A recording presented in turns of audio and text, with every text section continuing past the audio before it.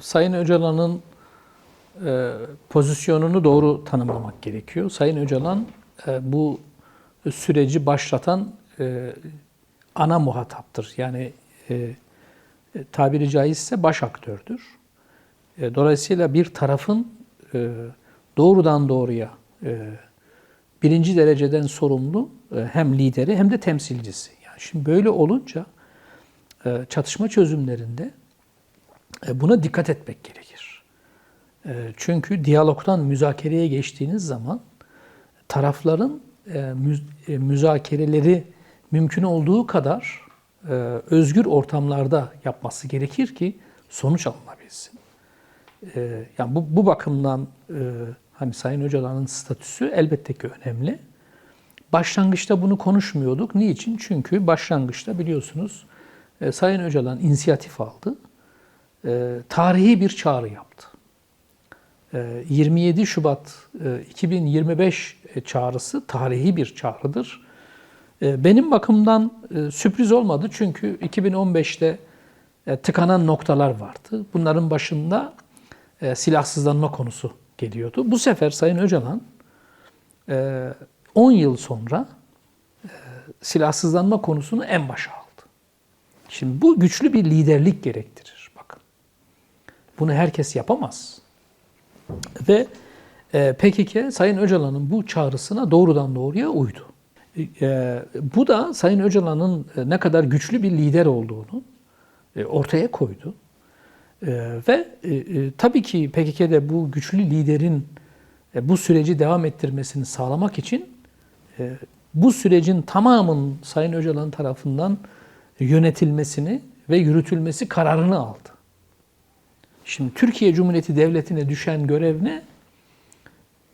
Öyle ya, yani bir çağrı yapıldı ki bu çağrı metni bir mutabakata dayalıdır bakın. Yani Sayın Öcalan inisiyatif almıştır. Bu çağrıyı yapmıştır. Devlet de bu çağrının gereğinin yerine getirilmesi noktasında her türlü adımı atmak durumundadır. Çünkü bunlar karşılıklı. Kongrenin yapılabilmesi için iletişim kanalları açıldı. Örgütü Sayın Öcalan da bu iletişimi sağladı ve biliyorsunuz PKK klasik bir sol sosyalist partidir. Parti liderliğinin kongreye politik rapor sunması gerekir. Yani o politik rapor sunulmuştur Sayın Öcalan tarafından. Bütün bunların kolaylaştırıcılığında oldu. Yani devletin kolaylaştırıcılığında gerçekleşti. Daha sonra bir siyasi adım atılması gerekiyordu. Meclis komisyonu biliyorsunuz kuruldu. Meclis komisyonu çalışmalarını biraz geciktirse de toplumun değişik kesimlerini dinledi. Aslında barışın toplumsallaştırılmasında bu kesimlerin dinlenmesi çok önemlidir. Fakat 2013'ten farklı olarak daha merkezi bir çalışma yürütüldü. 2013'te Akil İnsanlar Heyeti üzerinden 81 il ve en az 150 ilçede toplantılar, bütün sivil toplum örgütleri.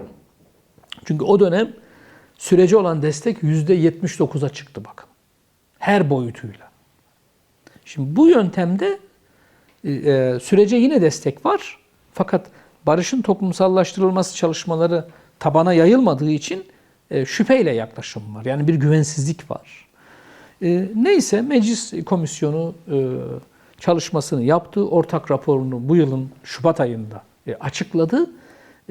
Hem bir çerçeve yasanın, bir barış yasasının çıkması gerektiğini tavsiye etti, hem de demokratikleşme tavsiyelerinde bulundu. Peki şimdi işte tam da burada hani statü konusu önem arz ediyor. Niçin? Çünkü bunların taraflarla müzakere edilmesi gerekiyor. Hele barış yasasının, yani demokratik entegrasyon için sizin mutlaka muhatabınızla bunu konuşmanız gerekiyor. Bunun yöntemleri var.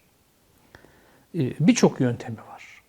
Siz bunu biliyorsunuz, yani hem Kürt Hareketi bunu defalarca açıkladı, hem parti olarak açıklamalarımızda var. Genel bir kavram hani kullanıyoruz. Yani Sayın Öcalan'ın özgür çalışır koşullara kavuşması gerekiyor. Aslında bazı somut önermelerimizi biz hazırladık. En azından hukuk komisyonundan doğru. İmralı heyetimiz vasıtasıyla muhataplarımıza da bunu ilettik aslında. Dolayısıyla Sayın Öcalan'ın statüsü konusunda, özgür çalışır koşulları nasıl yerine getireceği konusunda çok farklı önermeler aslında muhataplara iletilmiş durumda ve şu anda bunu yapacak yasal imkanlar da mevcut. Yani dolayısıyla bu konuda biliyorsunuz hem 6551 sayılı kanun hala yürürlükte hem de çeşitli kanunlarla özellikle Sayın Cumhurbaşkanı'na tanınan yetkiler var. Biliyorsunuz dünyada değişik örnekler var. Hep fiilen gerçekleştirilmiş. Sayın Öcalan bunun fiilen artık olmasını istemiyor. Çünkü doğal olarak 1993'te başlayan bir süreç.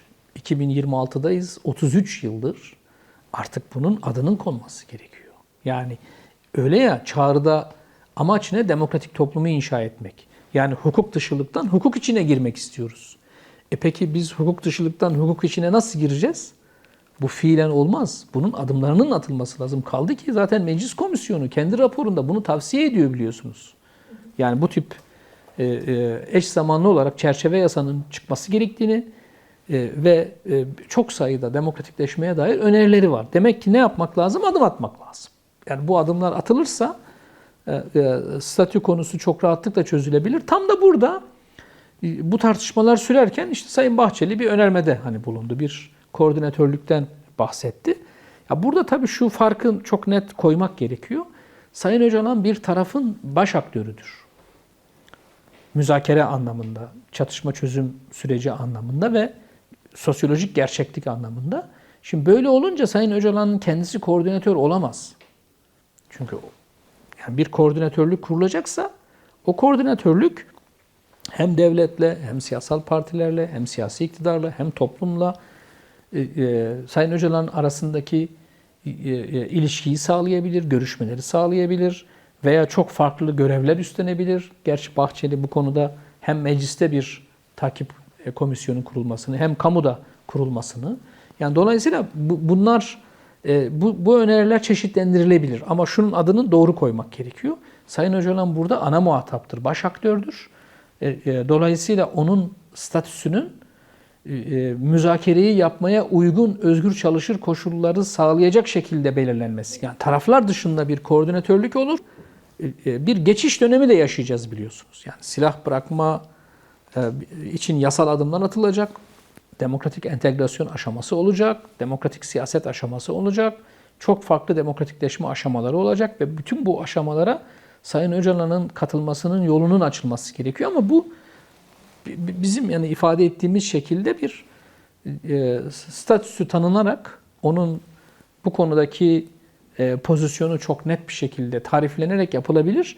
Ama burada kastedilen koordinatörlük taraflar arasında bir koordinatörlüktür. Aslında biz 2015'te bunu izleme heyeti adıyla tartışmıştık. O dönem hatta izleme heyetinin kimlerden oluşacağı bile kamuoyuna yansımıştı ama sonra olmadı. Yani siyaset kurumu o dönem bunu başaramadı. Başka farklı tabii ki şeyleri de var. Olumsuzlukları da var.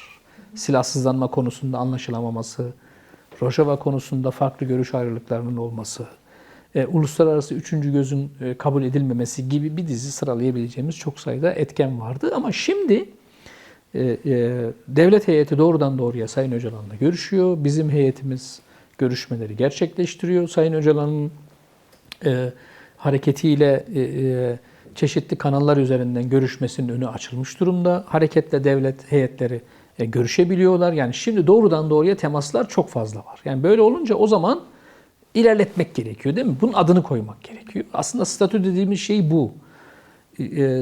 Siz ağırlaştırılmış müebbet hapis hükümlüsü olan bir kişinin böyle tarihsel, önemli hatta beka derecesinde önem atfettiğiniz bir konuda statüsünü tanımak zorundasınız. Yani onun hakkını teslim etmek zorundasınız. Böyle fiilen başlamış, belli bir aşamadan sonra çıkarılan çeşitli yasalarla ki biz şimdi biliyorsunuz barış yasasını, demokratik entegrasyon için barış yasasını konuşuyoruz.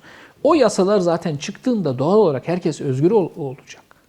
Ama işte o özgürlüğe giden sürecin başlangıçta bir tanımının yapılması gerekiyor. Mesela Mandela örneğinde fiilen yapılmış. Mandela daha sonra hapishanesi değiştiriliyor. Son kaldığı hapishanede fiilen tamamen bir ev hapsi şeklinde son dönemi geçiyor.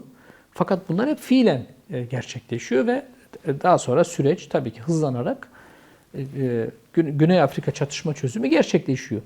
Başka ülkelerde çok farklı örnekler var. Hani askeri kanat farklı, siyasi kanat farklı. Hapishanedeki liderlerle diyaloglar farklı. Her ülke kendi örneğini bir şekilde oluşturmuş. Ama sonuçta çatışma çözümlerinde temel kurallar var. Çatışma çözüm süreçlerinde güçlü liderler ancak çözümü sağlayabilir. Yani dolayısıyla Kürt tarafı bakımından Sayın Öcalan'ın güçlü liderliği konusunda en küçük bir şüphe yok bakın. Hele hele son çağrısından sonra alınan kararlar ve yapılanlara baktığımız zaman güçlü bir liderlik var. Türkiye'de de zaten bir başkanlık modeli var biliyorsunuz. Yani Sayın Erdoğan'ın devlete olan hakimiyeti konusunda kimsenin bir şüphesi yok. Hele hele Cumhur İttifakı ortağı Sayın Bahçeli bu konuda çok net bir tutum almışken. Yani dolayısıyla liderlerin kararlılığı net. Bu çok önemli. İkinci kural, yani çatışma çözümlerinde liderlerin, tarafların birbirini şeytanlaştırmaması gerekir. Yani işbirliği yapması gerekir. Diyalog içinde olması gerekir ve müzakerenin koşullarını oluşturmaları gerekir. Bu müzakere koşulları işte nasıl oluşturulacak? Doğal olarak bir hukuki altyapısı oluşacak. Ki biliyorsunuz Sayın Öcalan'la ilgili zaten hukuksal olarak da Türkiye'nin hem AİHM 2014'teki kararı hem de Avrupa Konseyi Bakanlar Komitesi'nin 2021'de başlayıp en son geçen yıl 2025'te aldığı karar uyarınca zaten Türkiye'nin adım atması gerekiyor. Yani bu konuda hani hukuksal dayanağımız yok kimse diyemez. Çünkü Anayasa 90 var zaten. Bir de özel yasalarınız var Türkiye'de. En son 2014'te çıkan 6551 sayılı çözüm süreci kanunu var. Bütün bunları yan yana koyduğumuzda çok rahatlıkla başlangıçta Sayın Öcalan pekala bulunduğu yerde özgür çalışma koşullarına kavuşturulabilir bakın. Tabii ki anladığım kadarıyla bunun iç politikada siyasi iktidarın aleyhine kullanılma ihtimalinden tutun da çeşitli zamanlama kriterleri olduğunu hani düşünüyorum. Yani dönüp dolaşıp bunun siyasete malzeme edilip edilmeyeceği konusu geliyor. İşte bunu kırmanın, bunu aşmanın yolu nedir? Yani biz o nedenle özgür çalışır koşulları ifade ediyoruz. Yani Sayın Öcalan Türkiye toplumunun temsilcileriyle, gazetecilerle, kanaat önderleriyle, sivil toplum örgütü temsilcileriyle pekala bazı diyaloglara girerse kendisini daha iyi anlatır. Türkiye'nin şu anda etrafı ateş çemberi, öyle değil mi? Sayın Öcalan 1,5 yıldan beri Türkiye'yi bu ateş çemberinden uzak tutmuştur. Şimdi bunu siz topluma anlattığınızda toplum bu süreci daha fazla destekleyecektir. Fiili durumlardan vazgeçmek kolaydır. Biz bu sürecin geri dönülemez bir süreç olmasını istiyoruz. Ve tarafların da geri dönemeyeceğini düşünüyoruz. Bunu sağlamanın yolu nedir? Hukuki altyapıdır. Yani hukuki güvencelerdir. Sadece siyasi güvence yetmez bakın. Dolayısıyla hukuki güvenceye bağladığınız anda süreç ne yapar? Otomatikmen ilerler. Yani dolayısıyla bakış açımızdaki farklılığın başında bu geliyor. Yani mutlaka bir hukuki güvenceye kavuşması gerekir. Bir de biz zaten biraz önce de ifade ettim. Yani Sayın Öcalan ne diyor? Kürt'ün hukuk dışılığına itilmişliğine son vermek gerekiyor artık. Yani biz hukuk içinde olmak istiyoruz. Siz bunu fiilen değil, pekala Meclis Komisyonu'nun tavsiye ettiği o çerçeve yasada da pekala bununla ilgili bir yasal dayanak yazabilirsiniz ki ben şu anda buna bile ihtiyaç olmadan statünün tanımlanabileceğini düşünüyorum. Yani bunun için gerekli hukuksal araçlara iktidar sahiptir. Bu süreci ne yapacaktır? Bir üst aşamaya ilerletecektir. Süreçten geri dönemez. Dönemeyeceğini biliyor. Hiçbirimiz bu saatten sonra bu süreçten geri dönemeyiz. Yani Türkiye'nin mutlaka ve mutlaka artık bu konuda adım atması, bu çatışma çözüm sürecini başarıya kavuşturması ve ondan sonra gerçekten sahici demokratikleşme adımlarıyla süreci ilerletmesi gerekir. O dönem anlaşmazlık noktaları çok fazlaydı. Yani bu kadar iyimserdik ama bu kadar daha net konuşamıyorduk. Çünkü O dönemin koşulları farklıydı. Fakat o dönemden bu tarafa yaşanan 10 yıllık bir kesintisiz savaş var. Yani ben savaş kelimesini özellikle kullanıyorum. Türkiye ilk defa daha sonra Suriye'ye askeri müdahalede bulundu biliyorsunuz. Türkiye Irak'taki askeri varlığını daha fazla arttırdı. Yani bu çok ciddi bir savaş hali yaşandı. Yani her yönüyle kendimizi tüketecek bir noktaya kimse dönemez. Bir de ana akım siyasi partilerin tamamı süreci destekliyor. Şimdi AK Parti destekliyor, MHP destekliyor, DEM Parti destekliyor, CHP destekliyor. Şimdi dolayısıyla bir ülkenin ana siyasi akımlarının tamamının desteklediği bir süreçten insanlar niye vazgeçsin? Vazgeçemez ki. Herkes artık bunun başarılması gerektiğini ifade ediyor, öyle değil mi? Yani meclis komisyonuna üye vermeyen parti bile barıştan yana olduğunu söylüyor. Önce barışı yakalayacağız. Yani negatif ve pozitif barışı gerçekleştireceğiz. Ve paralelinde demokratikleşme adımları atacağız. Herkes bunun reçetesinin bu olduğunu biliyor. Sayın Bahçeli de röportajında zaten daha sonra demokratikleşmeye dair perspektifini de ortaya koyuyor. Dolayısıyla kimse bundan kaçamaz. İşte şimdi bunun yol ve yöntemleri tartışılıyor. Ortaya konan görüşler kıymetlidir. Biz de kendi görüşlerimizi ifade ediyoruz. Bir zeminde tartışılacak, iktidarla tartışılacak, Sayın Öcalan'la İmralı'da tartışılacak, Kürt hareketiyle tartışılacak, ortak bir konsensüse dayalı yol bulunacak. Hem statü tanınacak, hem gerekli kurumlar varsa kurulacak, gerekli koordinasyonlar varsa oluşturulacak ve çalışmalar bu şekilde sürdürülecek. Tabii bir milliyetçi partinin, hele iktidarda olan bir milliyetçi parti liderinin bu konuda bir kendince, kendi jargonunca bir çözüm yöntemi önermesi çok önemli. Tabii ki o bir iktidar partisi, biz bir muhalefet partisiyiz. Bir de hani MHP Ekim 2024'ten beri artık bu konuda adım atılması gerektiğini savunan bir parti. Daha önce süreçlere hep karşı olduğunu ifade etmişti. Dolayısıyla onlar açısından baktığımızda olumlu bir noktada. Fakat biz kendi açımızdan baktığımız zaman bir çatışma çözüm sürecinde evet orada ortaya konan bazı öneriler var. Bunların tartışılması, bunların farklı görüşlerle zenginleştirilmesi ve ortak bir konsensüse bağlanması gerekiyor. Bunun başında da işte Sayın Öcalan'ın pozisyonunu doğru tayin etmemiz gerekiyor. Çünkü Sayın Öcalan bizim bakımımızdan ana muhataptır, baş aktördür. Dolayısıyla özgür çalışır koşullara kavuşturulması ve akabinde süreç ilerledikten sonra da özgür olması gerekir. Onun dışında orada bir kurgu var. Hani bir çatışma çözüm nasıl ilerler? Hani aşamalarından bahsediliyor. Biz de kendi DEM Parti raporunda hani sunduğumuz önermelerde bunun aslında birçok noktasına değinmiştik. Yani önce demokratik entegrasyon aşamasının gerçekleşmesi, daha sonra özgürlük yasalarının çıkarılması ve en nihayetinde de elbette ki Kürt sorunu biliyorsunuz bir anayasal sorundur Türkiye'de. Bir anayasal düzeyde çözülerek yani Kürt dili, Kürt kimliği, kültürü tanınarak nihai olarak çözülebilir. Ondan sonrası siyasi mücadeledir zaten. Bu bakımdan baktığımızda hani Bahçeli'nin de bir perspektife sahip olması önemli. Farklılıklarımız var. Bunu kabul etmek gerekir. Bakış açılarımız hani farklı kabul etmek gerekir. Ama statü konusunda hani bir statü olması gerekir. O farklı tarif ediyor. Biz farklı tarif ediyoruz. Bu konuda sanırım bir çözüm bulabiliriz diye düşünüyorum. Sayın Bahçeli ile Sayın Cumhurbaşkanı sık sık istişare ediyorlar. Hani Cumhur İttifakı'dan yer alan bir partinin görüşüne AK Parti karşı çıkmamıştır. Hani karşı çıkmadığına göre demek ki onlar da artık bir yol haritasının çıkması gerektiği konusunda hemfikirdir ki biliyorsunuz parti sözcüleri açıklama yaptı. Hani üzerinde çalışılıyor diye. Dolayısıyla ben hani çok farklı noktalarda olduklarını düşünmüyorum. Süreci ilerletmek anlamında herkes bir çaba içerisinde.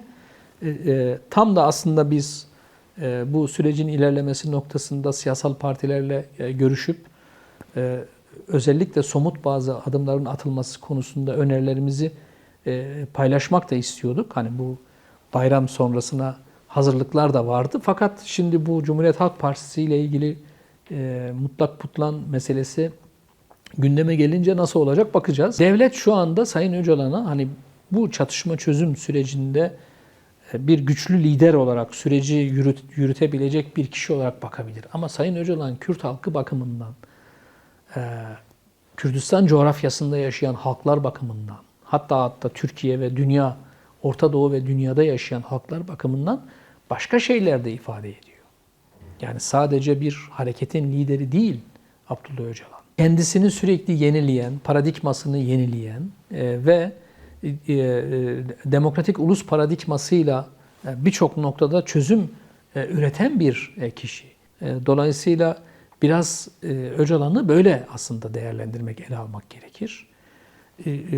Çeşitli halkların tarihlerinde çok önemli kişiler olmuştur. Yani Çin tarihinde Mao çok önemlidir. Kültür devrimini, yani devrimden sonra kültür devrimini gerçekleştirmiştir. Şimdi Sayın Öcalan'ın feodal Kürt toplumu nezdinde demokratik sosyalizm anlayışıyla geliştirdiği çok önemli devrimsel bir süreç var. Özellikle hareketiyle birlikte hani bir kadın devrimi gerçekleşmiştir. Kürt kimliği ve dili için, Kürt kültürü için çok inanılmaz bir mücadele yürütülmüştür. Bir yönüyle de baktığınız zaman Kürt halkının tüm katmanları, tüm bileşenleri tarafından saygı duyulan bir kişidir. Yani sadece hareketi bağlamında değil, yani Kürt halkı bağlamında hani Kürt halk lideri olarak anılan birisidir. Etkilediği kitle sadece Kürtler değil yani. Türkiye'li sosyalistler, dünyada, Orta Doğu'da çok farklı halklardan sosyalistleri de etkilemiştir ve kendisi de etkilenmiştir. O nedenle biz kendi özel modelimizi, yani Türkiye'ye özgü modeli oluşturmaya çalışıyoruz ve burada Sayın Öcalan'ın çok özel bir yeri var. Ve herkes de bunu teslim ediyor. O halde biraz daha cesur olmak gerekir. Hani özellikle Cumhur İttifakı'na nacizane tavsiyem, hızlıca demokratikleşin. Cumhuriyet Halk Partisi özellikle 2024 yerel seçimlerini kazandıktan sonra birinci parti konumuna ulaştı ve AK Parti bakımından bu bir sorun olarak görüldü. Çünkü uzun yıllar hep birinci parti olarak çıkıyordu seçimlerden. Fakat şunu görmek gerekir, yani demokrasilerde böyledir. Siz çözüm üretirseniz iktidarda kalırsınız. Halkın sorunlarını çözerseniz iktidarda kalırsınız. Demokrasiyi geliştirirseniz iktidarda kalırsınız. Bunları yapmazsanız elbette ki halk hoşnutsuzluğunu ortaya koyacaktır. Şimdi burada Türkiye'nin özellikle Kürt sorununun çözümsüzlüğünden kaynaklı o 10 yıllık çatışma ortamı var ya, o olağanüstü hal, hani benim sıkı yönetim diye tabir ettiğim yönetim tarzında bir otoriter yönetim modeli gelişti. Bunun kötü alışkanlıkları var. Halbuki bunu görmek gerekir. Yani demokrasi herkes içindir. Demokrasi fikrine inanmak gerekir. İkincisi tabii bu yani Türkiye gibi işte temel meselelerini çözememiş, demokratikleşememiş ülkeler de yargının bu kadar araçsallaştırılmasının yarattığı handikapları yaşıyoruz. Bu da aslında çok ciddi bir sorun, hani büyük bir problem. Çünkü adalet toplumları, halkları bir arada tutan bir değerdir. Siz adaletle çok oynarsanız o değere zarar verirsiniz. Buna dikkat etmek gerekir.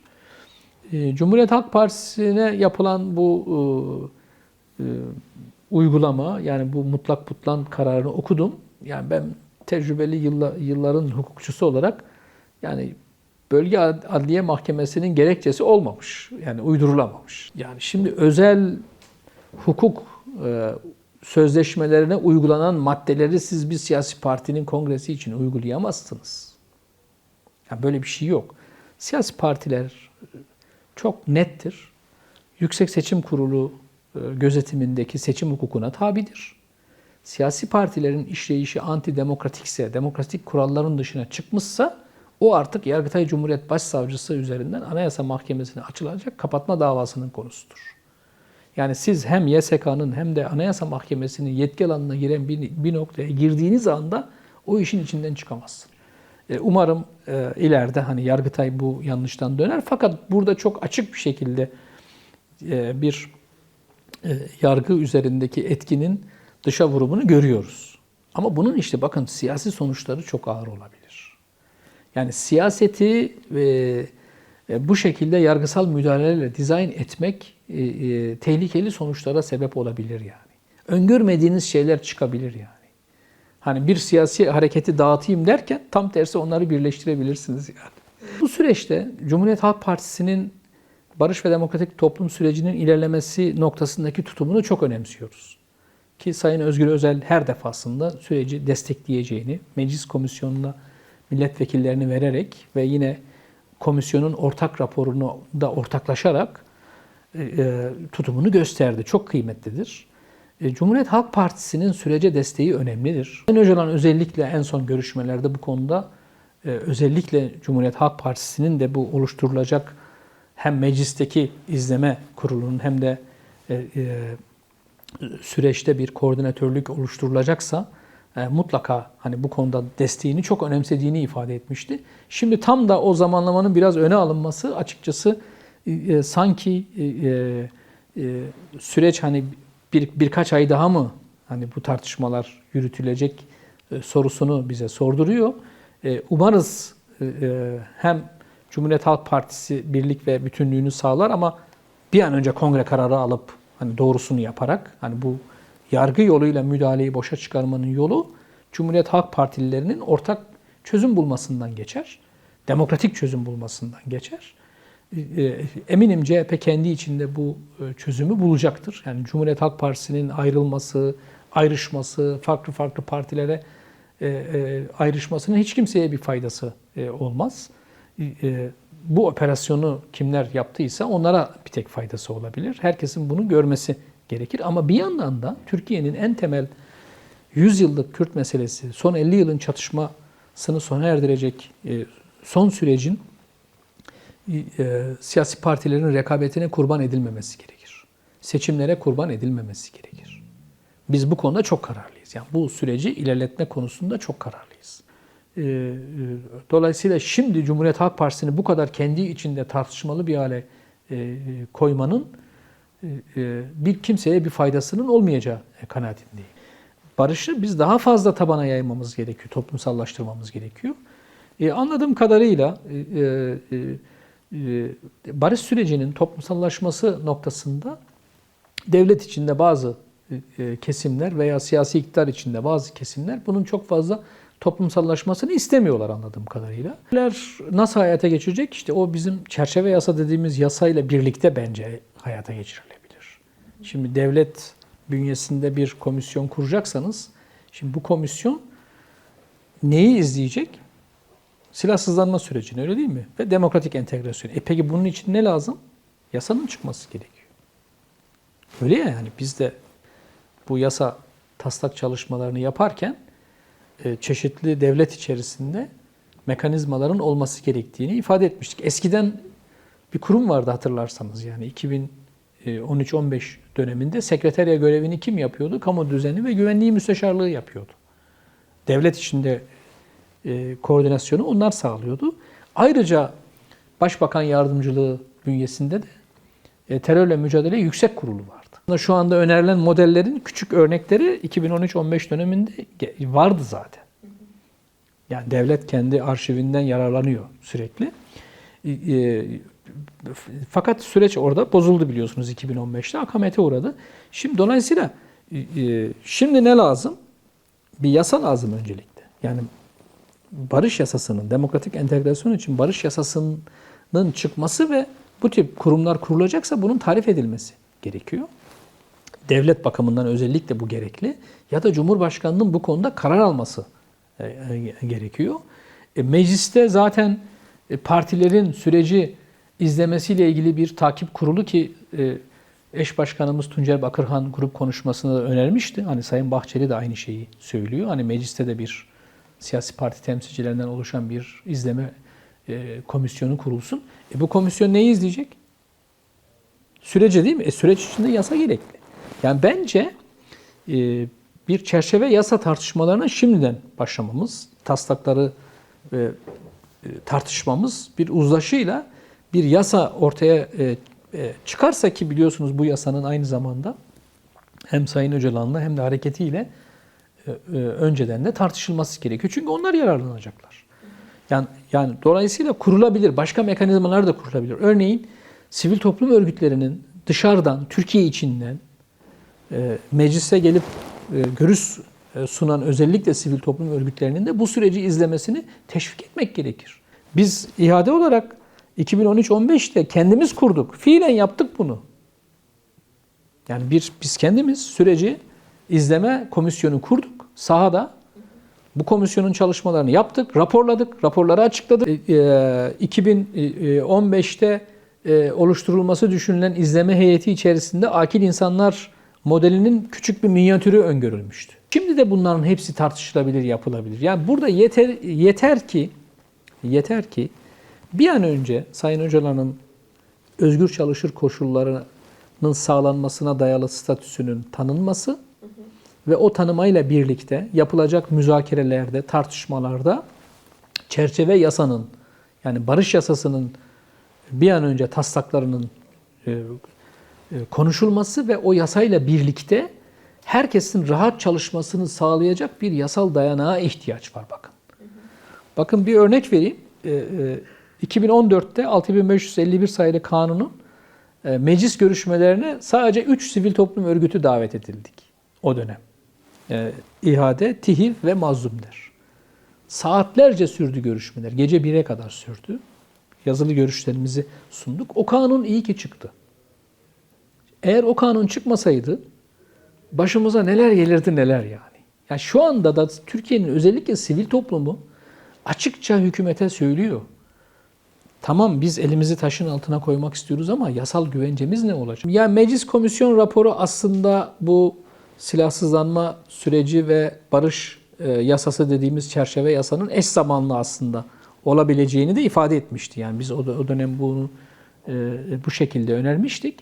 Pekala yasayla birlikte uygulamalar da eş zamanlı yapılabilir. Yani bunlar tartışmalara bağlı bakın. Yani ben şu anda ne desem karşılık bulmayabilir. Yani dolayısıyla burada önemli olan yöntemi doğru belirlemek.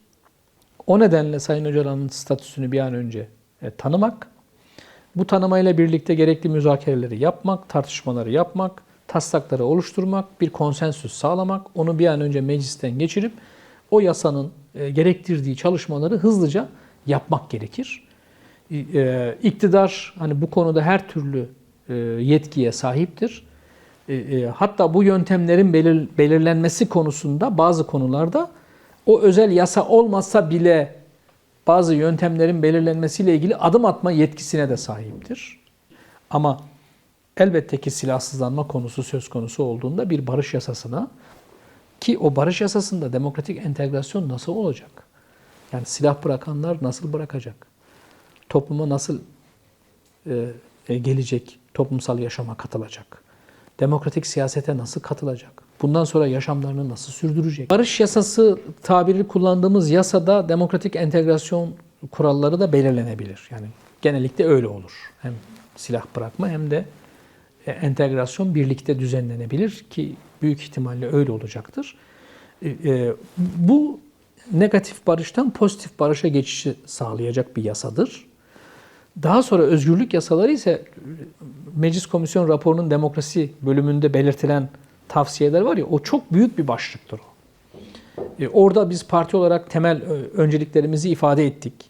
Yani öncelikle Kürtçenin kullanılması, eşit yurttaşlığa giden çeşitli engellerin ortadan kaldırılması, ifade özgürlüğünün mutlaka bir şekilde sağlanması ve daha birçok hani ahim kararlarına, AYM kararlarına uyularak hani hapiste tutulan siyasetçilerin bırakılması çok rahatlıkla sağlanabilir.